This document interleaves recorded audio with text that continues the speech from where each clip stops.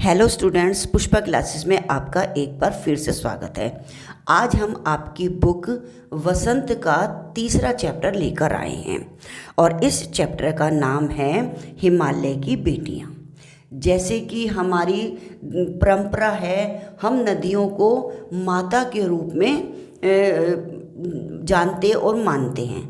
मतलब हम कहने में गंगा माता, यमुना माता, इन नामों से हम जानते हैं। लेकिन ये जो लेखक हैं नागार्जुन जी, इन्होंने नदियों को किन किन नामों से जाना है और हमें समझाया है, इस चैप्टर में हम आगे ये पढ़ेंगे। तो इस चैप्टर का हम पहले सार कर लेते हैं, उसके बाद नेक्स्ट वीडियो में मैं इस चैप्टर के क्वेश्चन आंसर भी करवाऊंगी। तो चलिए समय का सदुपयोग करते हैं, अपना इस चैप्टर का सार पढ़ते हैं। यह पाठ लेखक नागार्जुन ने लिखा है, जिसमें उन्होंने हिमालय और उससे निकलने वाली नदियों के बारे में बताया है। हिमालय से बहने वाली गंगा, यमुना, सतलुज आदि नदियों दूर से लेखक को शांत गंभीर दिखाई देती थीं।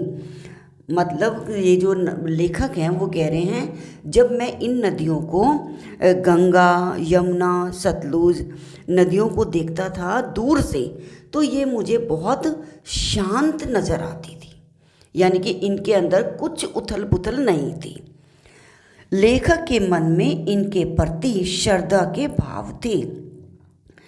जब लेखक ने इन नदियों को हिमालय के कंधे पर चढ़कर देखा तो उन्हें लगा कि ये तो काफ़ी पतली हैं, जो समतल मैदानों में विशाल दिखाई देती हैं। यानी कि जब उन्होंने हिमालय को ऊपर और चढ़े और उन्होंने इन नदियों को देखा तो ये बहुत पतली पतली नज़र आ रही थी, और ये जब नीचे समतल जगह पे आती हैं तो इनका रूप एकदम विशाल हो जाता है, ये बहुत बड़ी नदियाँ दिखाई देती हैं।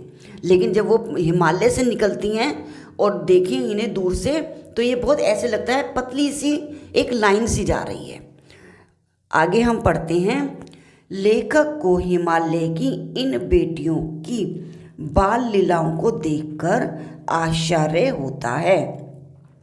यानी कि उन्हें बहुत आश्चर्य हुआ कि कभी तो ये बहुत पतली सी लग रही हैं और कभी ये समतल जगहों पे आके इनका रूप एकदम विशाल हो जाता है। आगे पढ़ते हैं। हिमालय की इन बेटियों को न जाने कौन सा लक्ष्य प्राप्त करना है, जो इस प्रकार से बेचैन होकर बह रही हैं। यानी कि जब इनको हम पास जाके देखते हैं तो ये बहुत विशाल रूप लेकर आगे बढ़ती हैं। जब कोई लक्ष्य को हमें प्राप्त करना होता है तो हम इसी तरह बेचैन रहते हैं ना, कि हम अपने मंजिल तक पहुंच जाएं। तो लेखक भी इसमें यही बता रहा है कि जाने पता नहीं कौन सी ऐसे इन्होंने लक्ष्य निर्धारित कर रखा है, जिसको पाने के लिए ये इतनी बेचैन और इतना विशाल रूप लेकर आगे आगे बढ़ती हैं। नदियाँ बर्फ़ की पहाड़ियों में, घाटियों में और चोटियों पर लीलाएं करती हैं।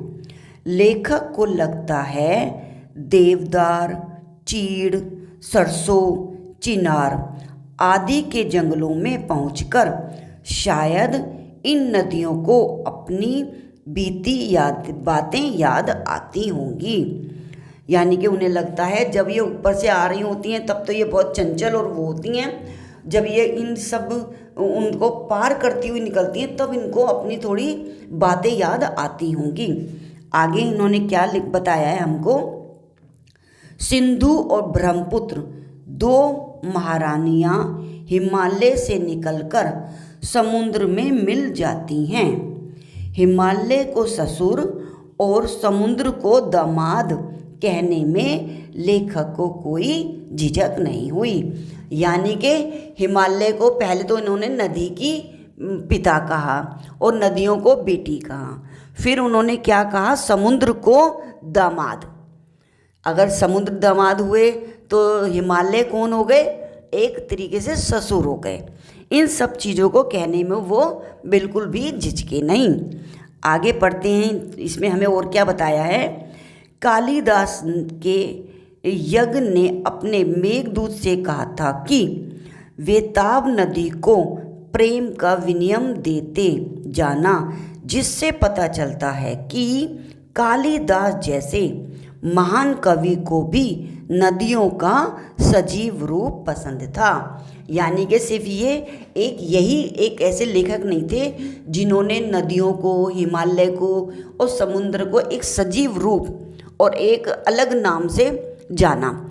जो बहुत बड़े फेमस ये थे कालिदास जी, उन्होंने भी अपना ये इनको क्या कहा था, सजीव रूप के नाम से जाना था। सजीव रूप उनको पसंद था। आगे पढ़ते हैं। काका कालेकर ने भी नदियों को कोल माता कहा है, लेकिन लेखक इन्हें माता से पहले बेटियों के रूप में, कई कवियों ने इन्हें बहनों के रूप में भी देखा है।